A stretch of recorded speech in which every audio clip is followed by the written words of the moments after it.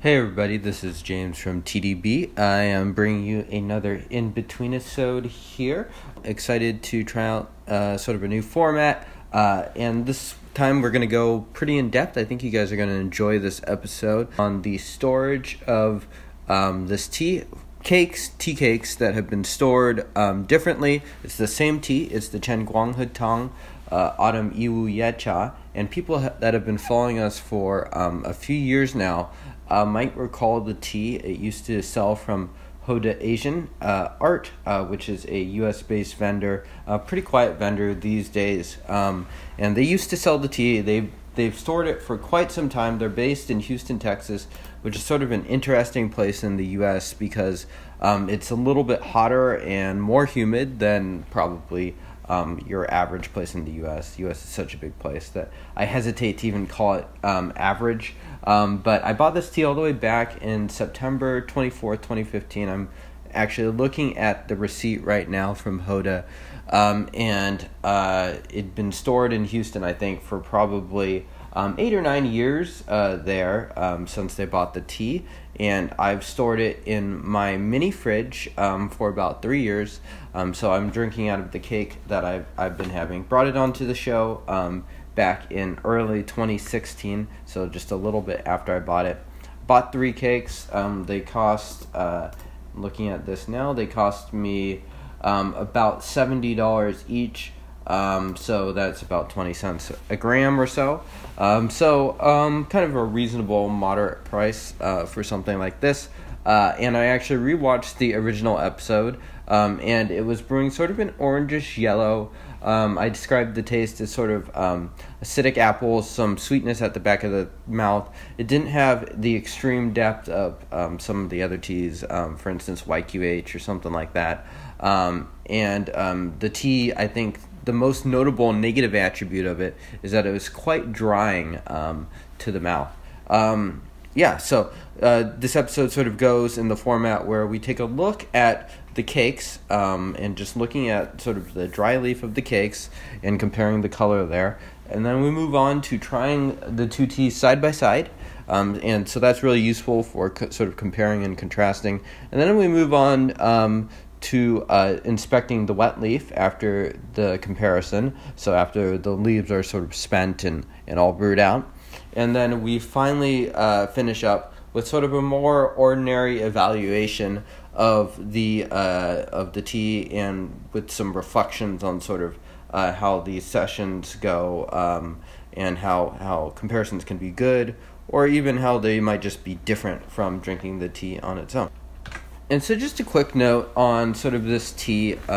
It's a tea that, I'd say that my opinion of it has a little bit decreased, not significantly from when I bought the tea. And I think it's more just a product from getting more experience and buying better teas in my collection. If I were to choose versus this or YQH, I would probably choose most YQHs versus this, even the Jincha or something like that. Granted, there is a price difference as well. It's a tea that I'm perfectly okay drinking, and that's sort of my opinion coming into this session.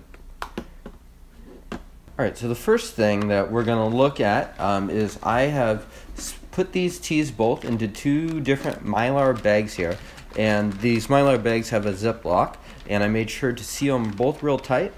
So you can see I am using a hygrometer, 2 hygrometers actually for both of these. So this is the US store cake. So you can see it's half consumed right here.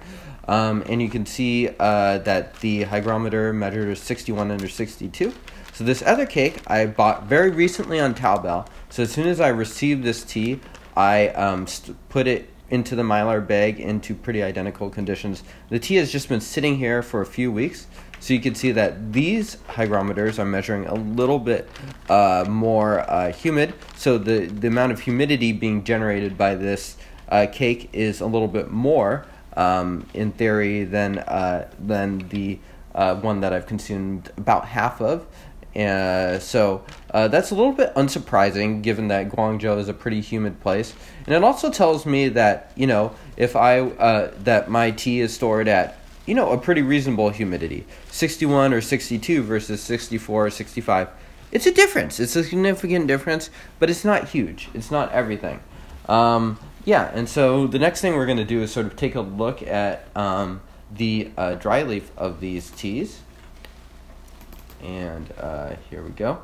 So you can sort of see that on the left we have the Guangzhou one, recently got from Taobao. And on the right we have the one from my storage. And so you can see that there's a pretty, definitely a noticeable color difference here. And you would see that the Guangzhou tea is much darker.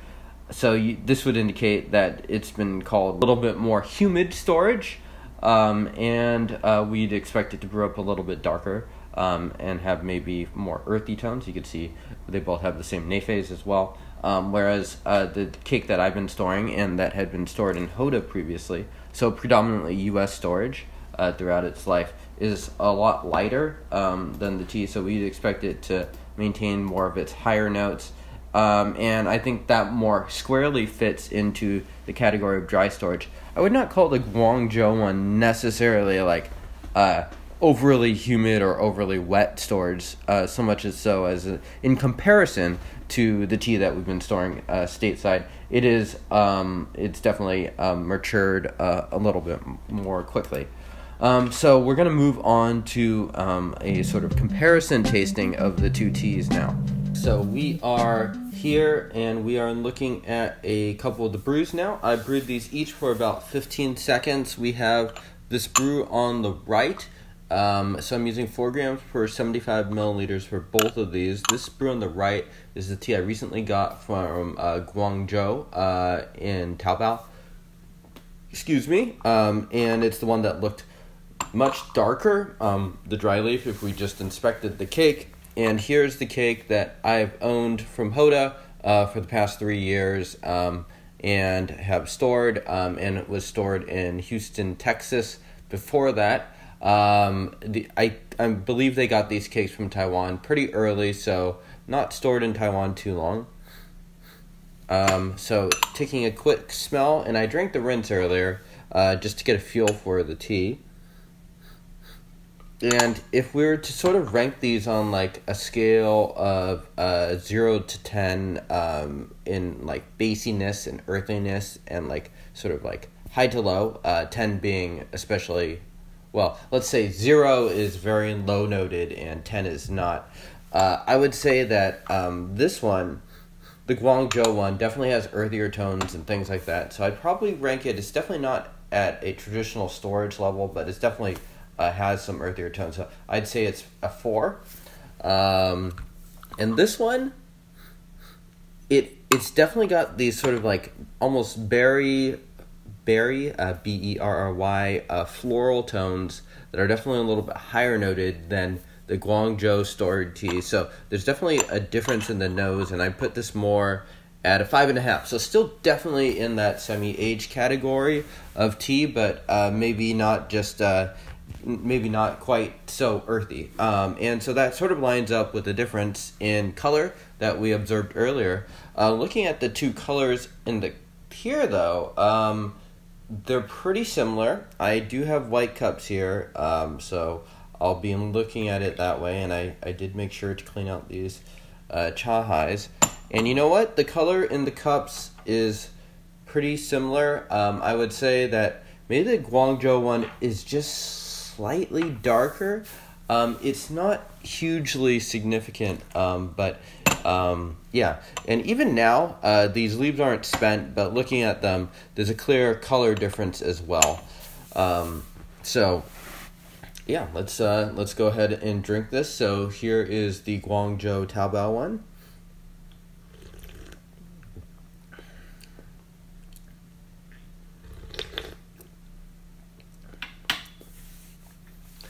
Soft. It is not too astringent. Pretty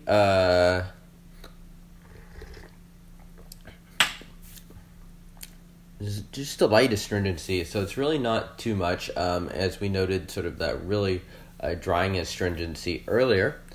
And let's try the US stored one.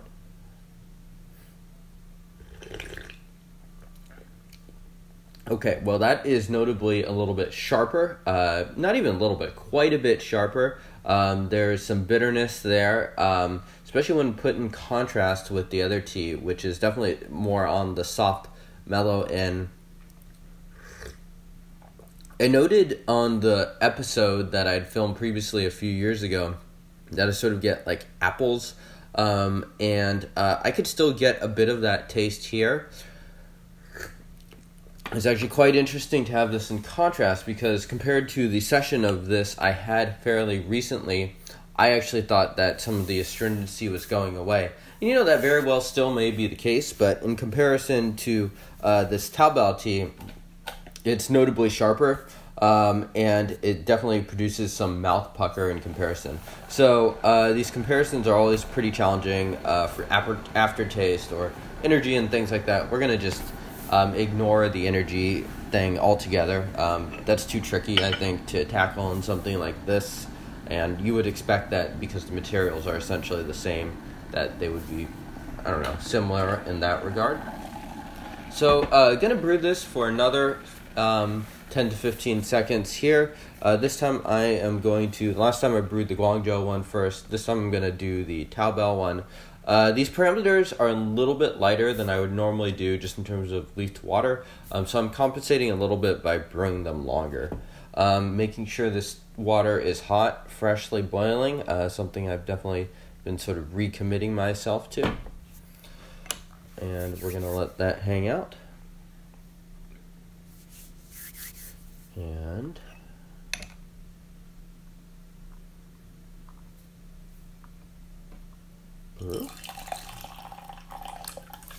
so, you can see there on the Pathfinder, for me this shows up as fairly orange-y yellow.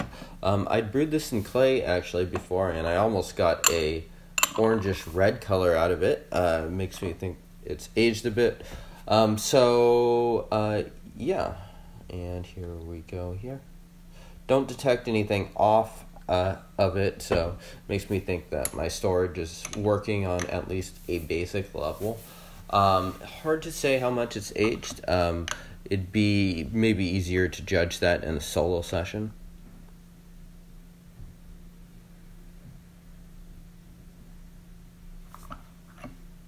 And we will brew here.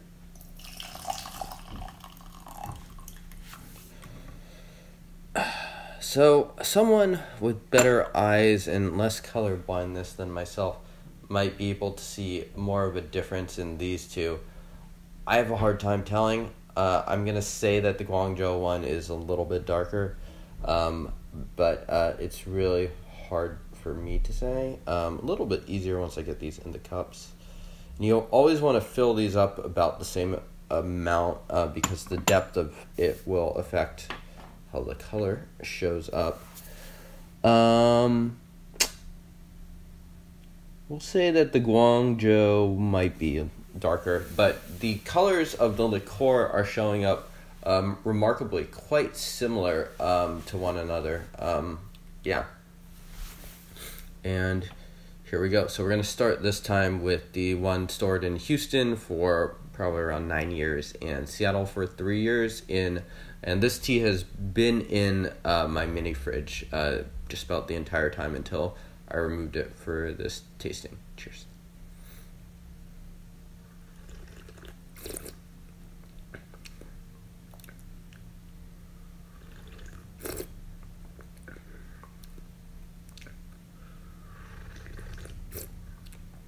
It's a little spicy, definitely still pretty astringent. I am wondering, maybe I'll need to bring this tea onto a normal episode because I bet you that this astringency, I think it's actually reduced from what it used to be. I think it's showing up a little bit more under this session because I'm brewing it for a little bit longer. But yeah, it's definitely a bit drying. The astringency is lingering in my mouth. I'm going to wait for it to pass before moving on to this other tea. So sort of immediate sort of sweetness, maybe a little spicy, a little apples, and then it sort of gets that mouth pucker effect, and before the sweetness eventually comes, and now I'm starting to feel the sweetness in the back of the mouth. Definitely some Yiwu teas I enjoy more than this one, but I find this to be good enough to drink. Cheers.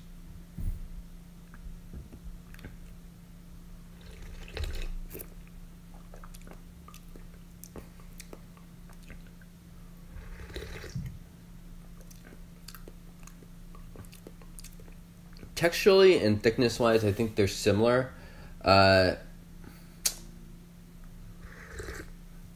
Yeah, there's none of that. This is a very smooth in comparison brew. I think it's clear that the tea, at least in some categories, has matured more than the Houston one. Despite what you might look at the color, it's a little earthier. I don't think it quite has the same complexity and sort of upper notes of like spiciness and things like that. So if I were to guess, I would guess that this tea maybe saw some greater humidity early on and has been stored in dry enough conditions since then.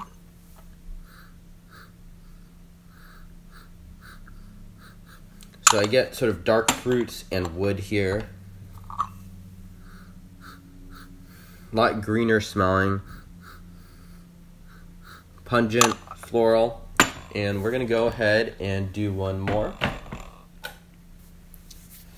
And dump these as well. Don't want to get too caffeinated. Yeah.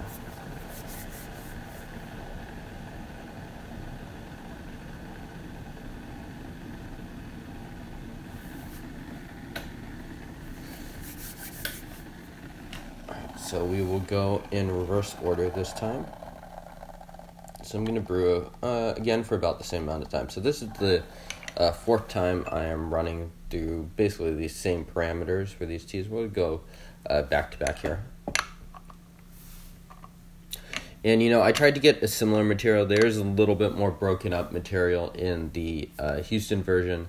I think the Houston version in many respects is a little more interesting to drink. The other one is easier to drink for sure, just on account of it being a little bit smoother. The Houston one retains a little bit more complexity, a few more notes, so it sort of illustrates the difference between moderate, light, very light humid storage versus like true dry storage. Now I'm seeing a bigger difference in the color here. This one definitely looks at least a shade darker to me.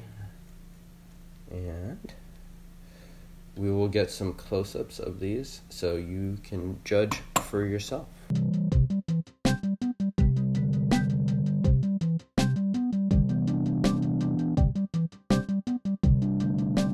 You can also take a look at the spent leaves here. So you can see that on the left that the U.S. stored one is significantly, or at least somewhat lighter. So I'd say that's sort of a darker green, maybe a little bit olive colored, versus the Guangzhou one. It has some color variation, but it looks like it's like a lighter brown, maybe a very, very dark shade of green. And you can also see that the hygrometers are sort of settling down into specific quick summation of what we found so far. So the liquid color is somewhat similar. It does look to me like the Guangzhou one is maybe just a little bit darker. For someone that's not whose eyesight is not great and whose sense of color might be fading a little bit, I can't say that to me it looks like a huge difference. The humidity reading is also a little bit more for the Guangzhou one. And the color of the dry leaf for me is noticeably quite a bit darker for Guangzhou. Same thing goes for the wet leaf at the end. Indicates that it's probably seen just a little bit more, well, there's significantly more humidity to the tea. There's no real mustiness to either of the teas, but there is a significant taste difference in just sort of getting a fuller range of notes for the Houston Seattle tea, whereas the Guangzhou tea, there's a little bit earthier tones. So that sort of lines up with everything that we can see visually in the dry leaves and the spent leaves. Filming this the day after, just because I didn't want to drink this tea 3 different times on the same day. And the idea here is that this is very close to normal parameters for me. I'm brewing this in a pot. I would say I use this pot or a different pot probably for 85-90% of the time. I'm brewing pu'erh about this age range. So for semi-aged pu'erh, I'm using my tetsubin, which is my typical setup to heat up water. I'm using my hot plate over here. So this is a lot closer to just what an ordinary session would be like, as opposed to last episode where we're comparing the 2 teas. We're using a little bit different parameters. We're using gaiwans. And so I think both setups have good merits as far as just evaluating a tea. So we'll talk a little bit about that too. I have steeps number 3 and steeps number 4 here. I might do one more steep here on camera. So we're going to just see how this tea is ordinarily. So again, this is the Houston stored one, and I'm having it in just a more normal setup. So I finished almost half a cake of this, and I want to just see, because one thing that really struck me was just how astringent it was when put up against the other tea. So cheers, guys.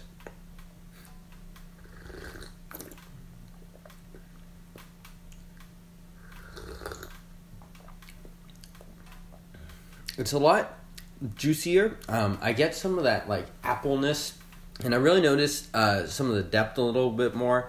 It's a little bit sweeter, I'd say, in comparison to yesterday. There's a little bit of dryness on the tip of the tongue, but I don't think it's as intense as yesterday.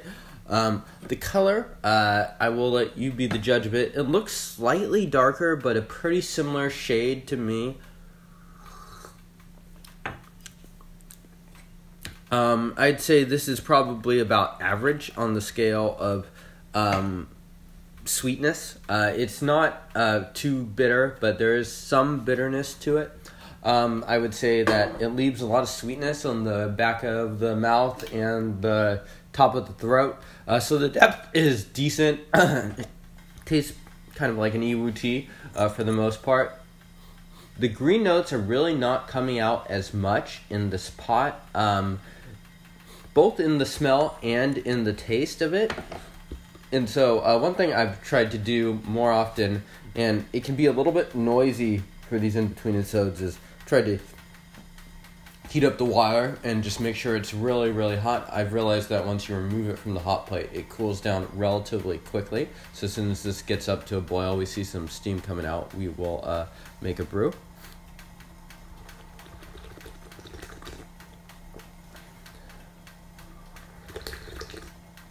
So steep number 4, probably the thickest, strongest steep of them.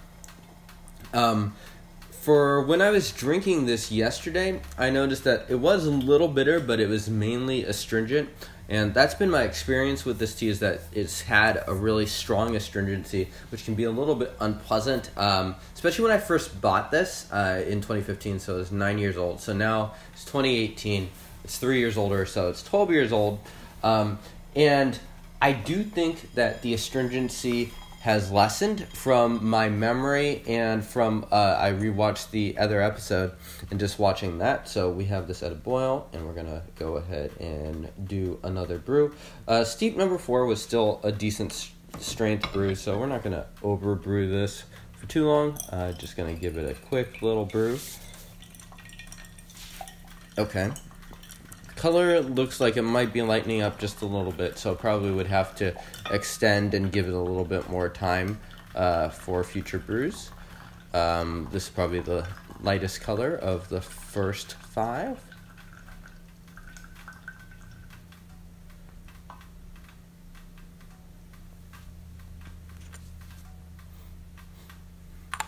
And so, I think it's really interesting, and it can kind of show, I think, drinking both those side by side and drinking it here can kind of show you the different pros and cons. If I were just to evaluate this tea off of last session, and without ever having this session here today, I would say that it's really quite astringent and really not very pleasant to drink in a lot of ways. This session here is a lot more enjoyable for me. I can appreciate sort of the sweetness in the back of the mouth, some of the spiciness, things like that. And it's unclear how much of it is just side by side versus the pot. So I think there's merits to certainly doing both ways of brewing in your pot versus here. So my impression of the tea is sort of shaped by both of these comparisons. Just looking at it versus the more the darker, potentially hotter or more humidly stored one, and now just here on its own.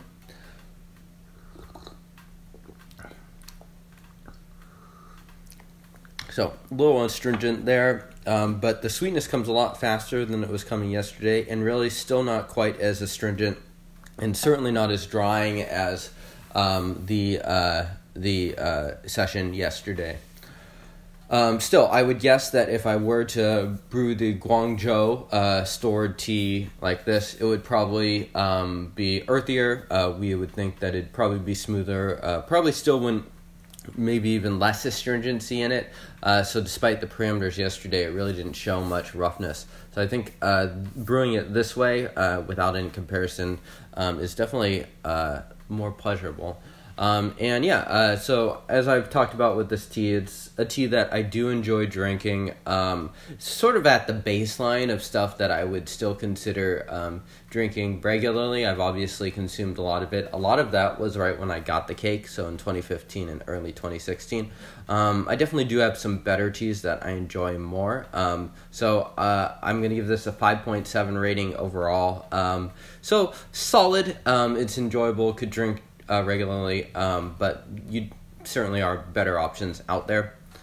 So let's conclude with this steep.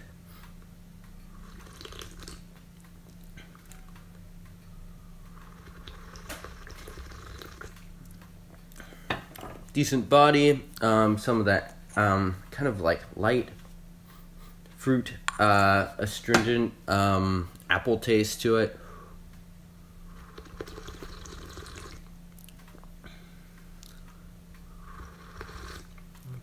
Decent amount of bitterness and bite to this tea for a Yiwu tea.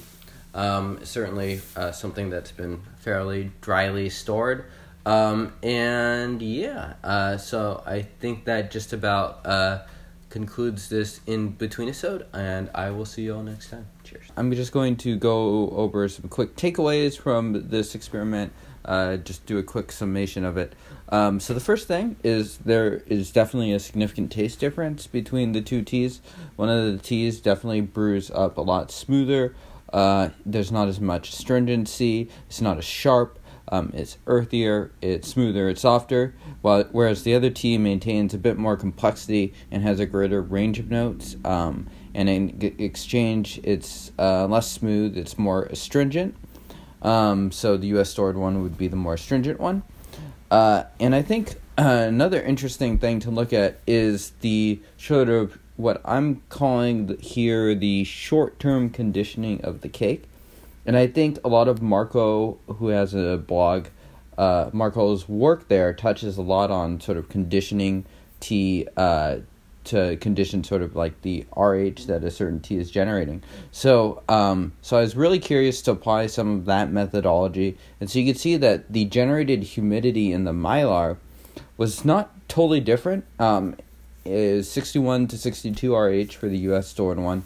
That has most recently been stored in my mini fridge, and 64 to 65 RH for the Guangzhou stored one, and that's of course held at my constant room temperature. So in terms of the short-term conditioning, it's really quite close to one another.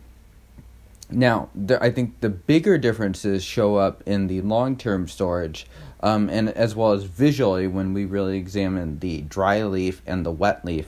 of the tea. And I think the wet leaf in particular can really show you how wet a tea has been stored. So, for instance, if you had a ripe pu'erh, and you could take that ripe pu'erh and you could store it literally in the desert, and I'm pretty sure the spent leaves of that tea would still be very, very dark, brown or black, depending on the level of fermentation there. So I think that sort of thing is irreversible if we talk about sort of just like the wet leaf. So it indicates to me at least this is what I'm inferring, that the Guangzhou stored cake from Taobao has seen a little bit more humidity in sort of absolute terms than the U.S. stored tea. And it also probably has a lot more characteristics of what we would associate with mildly more humid storage, whereas the U.S. one definitely falls into a clear, dry storage category. Now, I think one of the most interesting things is that there's less of a visual difference in the brew. The liquid color was actually very, very similar. And I wonder if this is not related to short-term conditioning of the tea, as we could see that the RHs that they generated were actually very, very close. And similarly, the visual color of the liqueur for both teas was so close that I think I may have actually messed up when comparing them. So I'm not at all positive about this in particular. I think it requires a lot more investigation, but it makes me think that the short-term conditioning could have some impact visually on the color of the brew. All right, so finally, moving on to sort of where these were stored. So obviously, I have stored the U.S. stored one more recently, so the short-term differences would be more reflective of my storage rather than Hoda Asians in Houston. But the tea has spent probably more time in Houston than it has in Seattle. So interestingly, I looked up some of the climate data of Houston versus Guangzhou. Guangzhou is a province, and the tea was obviously not stored generally in the province. It was stored in a specific spot. But this is sort of estimation. And the climates are remarkably pretty close. Houston, on average throughout the year, is about 70 degrees Fahrenheit with a 75 RH, whereas Guangzhou is 72 degrees Fahrenheit and 78 RH. So obviously there's a lot more complexity to that. These temperatures and humidities really vary per season. I did not do a deep dive into that. But I think it also I think this touches on something that I think is really important, is that methodology for storage really matters. If the tea in Houston was stored in a place that's heated during the winter and air conditioned, whereas the Guangzhou was stored maybe a bit more naturally, that would have a really, really large impact, especially put across many years. So we don't know exactly how these were stored, and I don't think it's wise to jump to conclusions about storage in either place based off of just this session. But it's interesting that the differences is not too big, just in the natural conditions there. But the difference in the tea that shows up, I think, is more significant than what you would expect if you were to just look at those specific temperature and RH parameters. And the final thing is that I do think my storage is probably changing the tea. I think it's a little bit less astringent. I think it's clearly on a pretty slow road towards aging, but it does seem to me, and this is me mainly judging that final solo session off of my memory of the tea, and after rewatching that episode, looking at my impressions of the tea there, that the tea has indeed aged. For me, I know these things can be difficult to detect. I cannot detect anything off about the tea, so I'm always curious to check in on my teas that I've been storing, and I feel reasonably good about this one. The tea has not been aging fast, and I think it still obviously fits into a drier stored category, and it seems as if it is relatively healthy as far as humidity, especially in evidence of the sort of astringency and the bite of the tea going down a bit. So yeah, that just about concludes this Inbetweenisode. please do let me know how you like this one. I put quite a bit more work into this one, editing it and whatnot. So please let me know if you found it formative and if you'd like to see anything specific. So really, feedback is very welcome. Please do give it a thumbs up if you enjoyed it, and I will see you all next time.